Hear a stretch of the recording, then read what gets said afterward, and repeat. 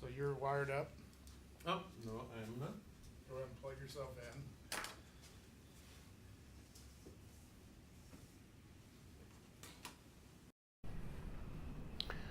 One of the most difficult things to maintain is balance. The first day of the year, we make these commitments to change. We're going to exercise, lose weight, work on our relationships, be more laid back, enjoy life more. But then we get distracted rather quickly. Or we may put a lot of energy into one area. We're going to lose weight, or we're going to work on a relationship, or change our job, or go back to school, something like that. The difficulty is maintaining our good intentions over time, because we all have good intentions. Very few people, if you ask them, how many of you would like to have a horrible, useless life where you never accomplish anything? Nobody's going to raise their hand. But if you say, okay, so how many of you want to start doing the work so that that doesn't occur? Then maybe that's a little harder.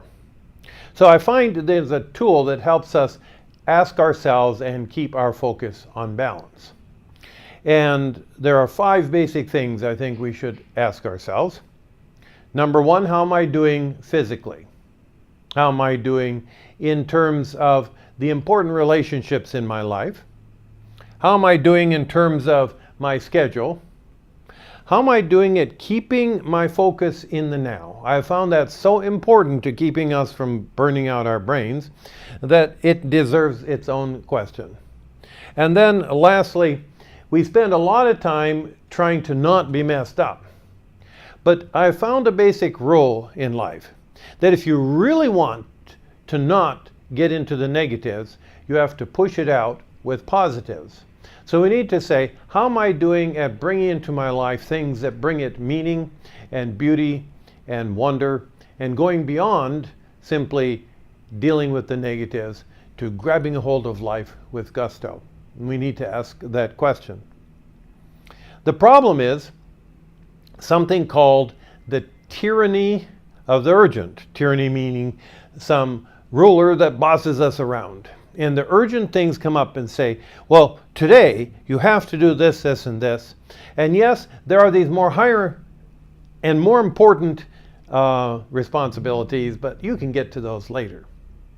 Although I found that as life gets busier and busier, we're not only pushing out the really important things with important things. It's not just that the good is the enemy of the best, but we get so filled up with things that aren't even all that important, but they grab our attention. So we need questions like this to get our focus back on track. There's a song that is rather old, and in our civilization, anything that's more than a year or two old is like, well, that's ancient history, why should we pay attention to it? This one's about 45 years old. It's the song, The Cat's in the Cradle and the Silver Spoon. I've been surprised that most people are aware of this song. First, it's a beautiful song, but I think it also kind of catches our attention and pricks our conscience a little bit. In this song, there's a dad who says to his son, son, I really love you. We really need to get together. Just not now. I'm kind of busy. Maybe next week. And he never really spends much time with his son. At the end of the song, he's old, he's lonely, and his son calls him and says, Dad, I really love you and we really need to get together, just not now. I'm kind of busy right now. And he thinks, turned out just like his old man. We have to be so careful. And I suggest for a while that you ask these questions twice a week. Set a time in your schedule to ask the questions. How am I doing physically? How am I doing in terms of the important relationships in my life? How am I doing in terms of a schedule that makes some sort of sense?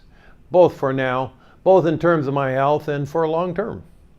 How am I doing at keeping my focus in the now? And how am I doing at going beyond that? So let me start a little bit with the physical and just give you some thoughts to think about there. Obviously, we need to exercise regularly, but how often? For a long time, doctors would tell you 3 times a week. But current research suggests that it needs to be every day. And we're not talking about a slow walk around the block. We are talking about cardio, where you notice that your heart is pounding and you're short of breath.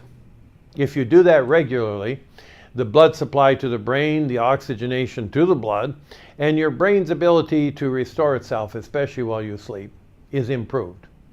They estimate that it improves your response to life by about 2 IQ points, which doesn't sound like much. I mean, you got 100, 110, what's 112? But every IQ point is helpful when you're solving problems. So we need to exercise every day.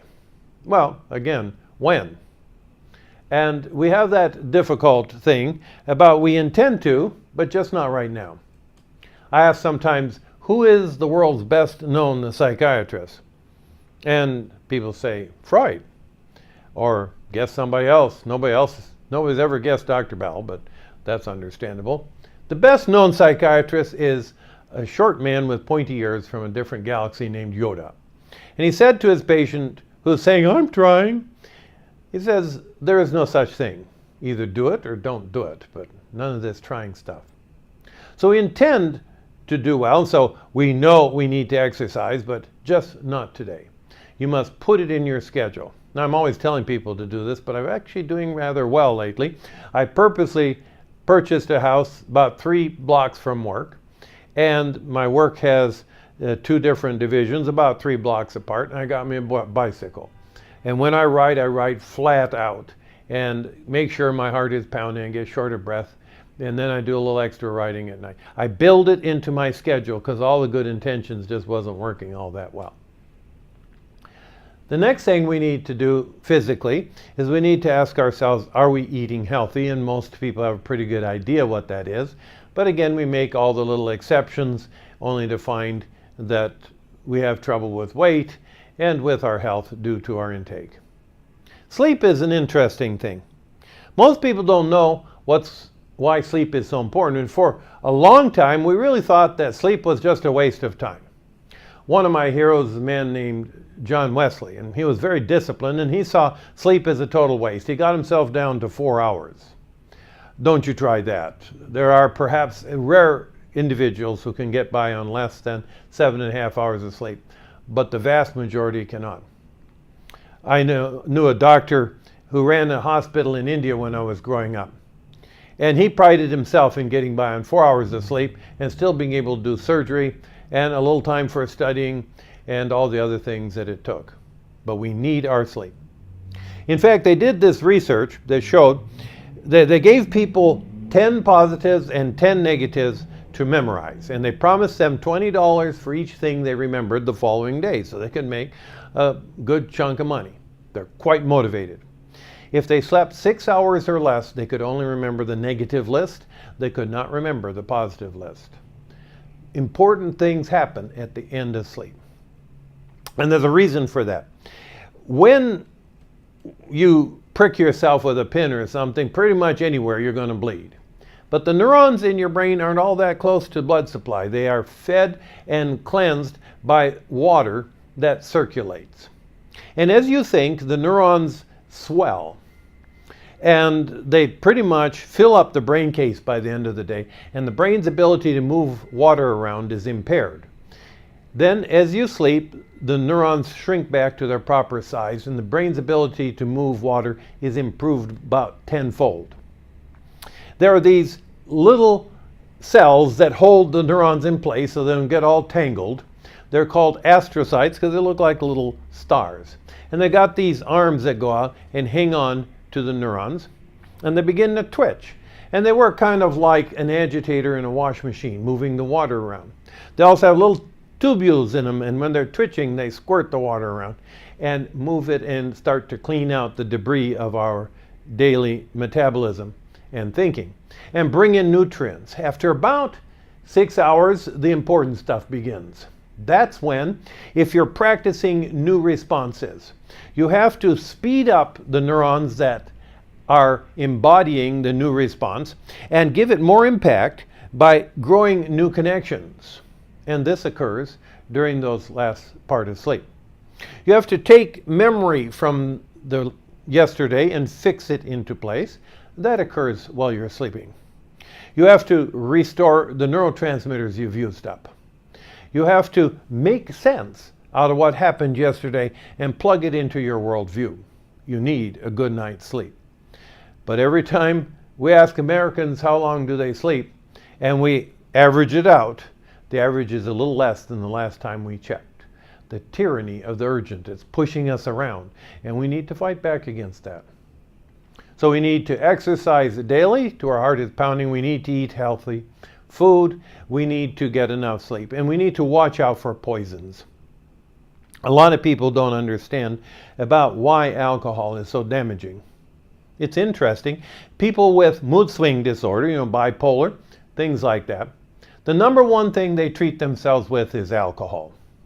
What they don't realize is that they're shooting themselves in the foot.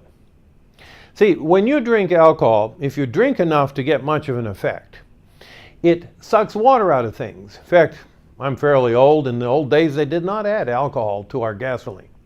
So on a cold winter night, you would deliberately add, not some whiskey or something, it's called heat. It was denatured alcohol, and you pour that in your gas tank.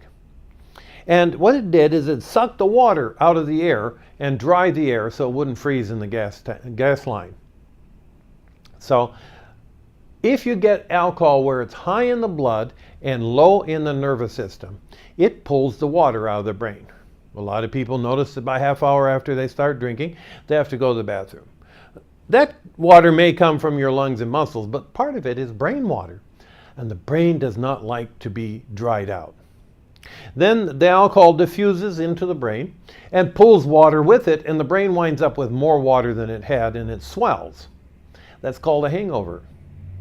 Now that's very irritating to the brain, and we've measured the brain's capacity to calm you down if you're going too fast and pick you up if you're dipping into a low.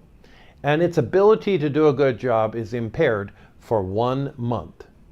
So here are the rules. If you're going to use alcohol, never take it on an empty stomach, because all of a sudden you've got too much in your blood. If you take it with food on board, it absorbs slowly. Never take it with pop or with carbonation in it. I understand that beer has some bubbles in, but that's not carbonation. We're talking about champagne or rum and coke. For some reason, that pulls the alcohol in more rapidly. And again, all of a sudden you have too much alcohol in the blood. Or if you drink a second drink within an hour, you already have some alcohol on board and the other layers on top and creates that differential that irritates the brain. So those are the rules, and you decide whether you want your brain to be doing a good job. In fact, everything I'm presenting here revolves around having a brain capable of doing a good job. You want it to have its sleep. You want it to have exercise. You want it to have good nutrition. You want it to not be irritated by things like too much caffeine and sugar. You also want it to be full of neurotransmitters, which we've covered. You need to work at keeping your brain as healthy as possible. But people say, I thought we really only use 10% of our brain. So, if I lose 100,000 brain cells when I get drunk, I got, 500 billion, what's the big deal? That's an urban myth. In fact, there was a movie recently called Lucy, I believe, where supposedly this lady figured out how to use the other 90%, so she was smarter than the rest of us. It's an urban myth. A long time ago, there was a research that found that we only actually inject some actual thinking into our response about 10% of the time. The majority of the time, we simply react. And we need to hopefully increase how much thinking we do. But when you do think, you need every bit of brain you've got. So let's take good care of that thing. So, how have you been doing physically? Have you been taking care of yourself? Ask yourself that question regularly. But I know lots of people who, when they want to get their life together, they begin to jog and eat right and maybe sleep a little better, and they stop there. That's not enough. Like the person in that song, we need to ask ourselves, have I been investing in the lives of the people around me who will forgive me if I don't? Because if you keep ignoring them, eventually they will have to go their way. And those are the ones who are most likely to accept you the way they are.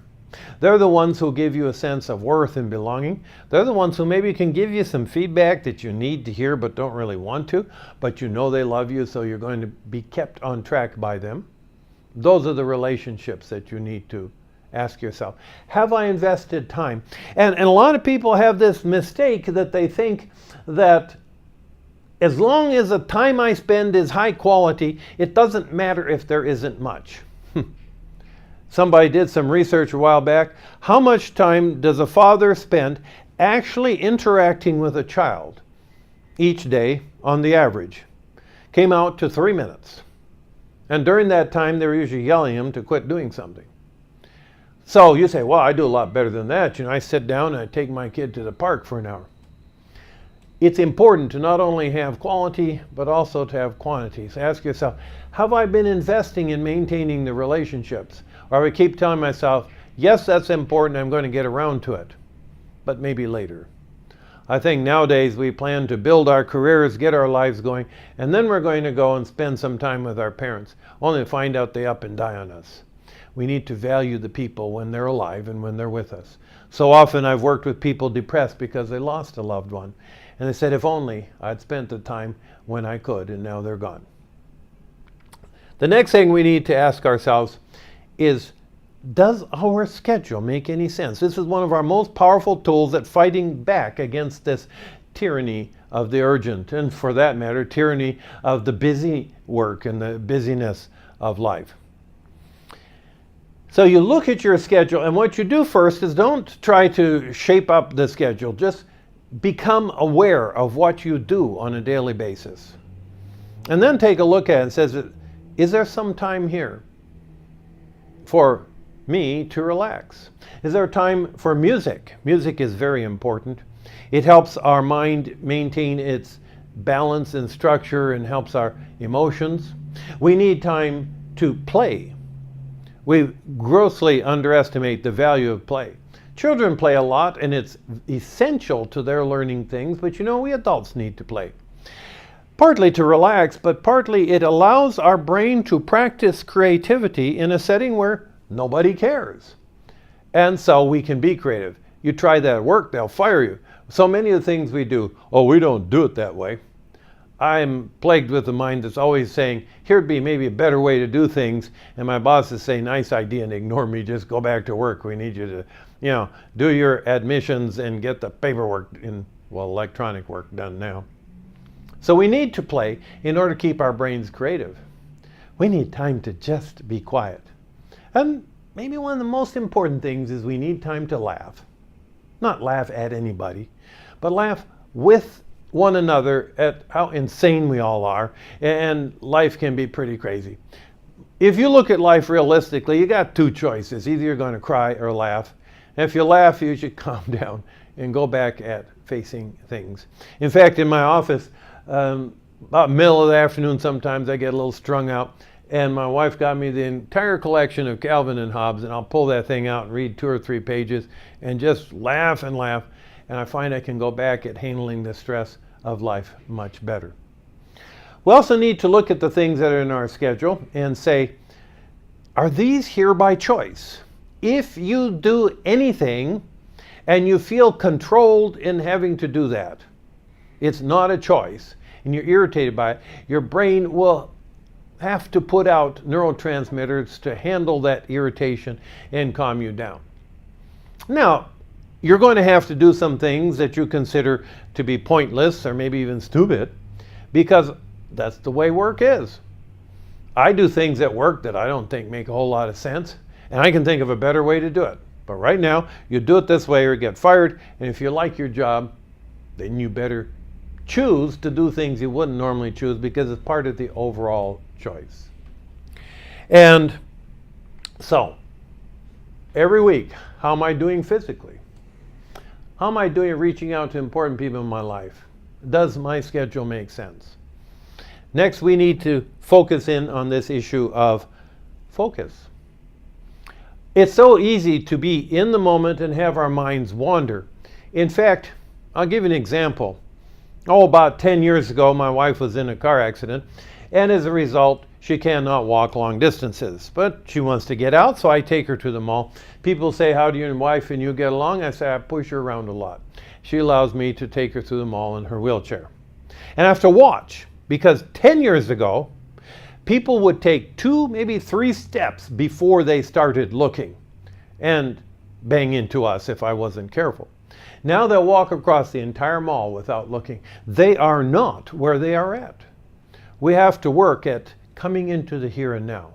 We're always adding to life by fussing with the future, fussing with the past, fussing with other places, with things we can't do anything about. We got to come back to the here and the now. A wise teacher 2,000 years ago said, "Do not waste any anxiety or frustration or worry on tomorrow." And somebody objected, "Isn't it reasonable to worry about food? I mean, you want us to starve to death? What about clothing? I thought God didn't like naked people running around." He says God will take care of those things. You've got enough trouble to deal with today. We don't run from life. We look at the here and now. We do not water down the negatives or water down the positives. And we do what we can about the negatives and let it go and grab a hold of the positives. But we focus on what's in front of us right now. Otherwise, what happens, we listen to the news all the time and we hear about all the trouble around the world. And we do nothing about it because we're just entertaining ourselves like the ancient Romans watching people kill each other in the Colosseum. I suggest you limit yourself to the problems that you become naturally aware of in your family, at work, that belong to you, and that you can do something about the here and now. Otherwise, you either have to scar your soul or you get yourself so uptight about stuff you can't do anything about. It contributes to the burnout.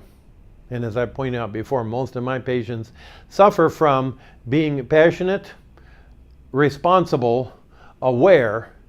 The reason they burn out is they have a little trouble letting it go. So most likely that's where you would get into trouble.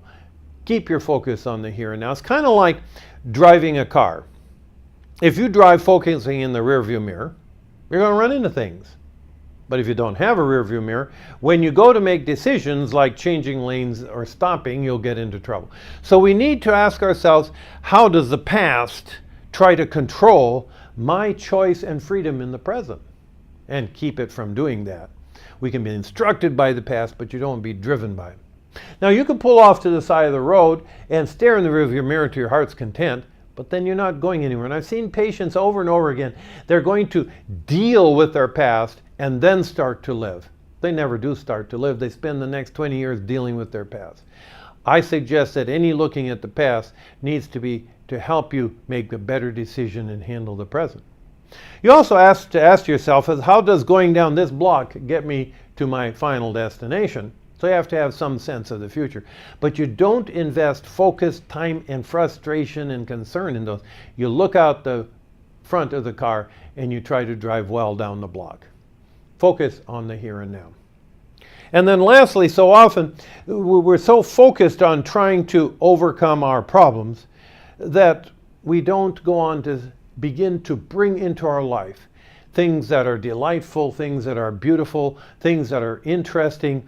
We don't stop and savor. Remember, there's always two parts to the balance. You take the negative, you do what you can in the now, you quit thinking about it, you take the rest and you invest in it and you savor it. You need to ask yourself, how are you doing at learning to savor life? Because that's the full balance. Okay, did we do the part, it was a part on working with your doctor? Okay, That's not on this one. I don't think so. Okay, I think that's you it. got Yeah. I'm pretty sure about that. Was it a little bit more laid back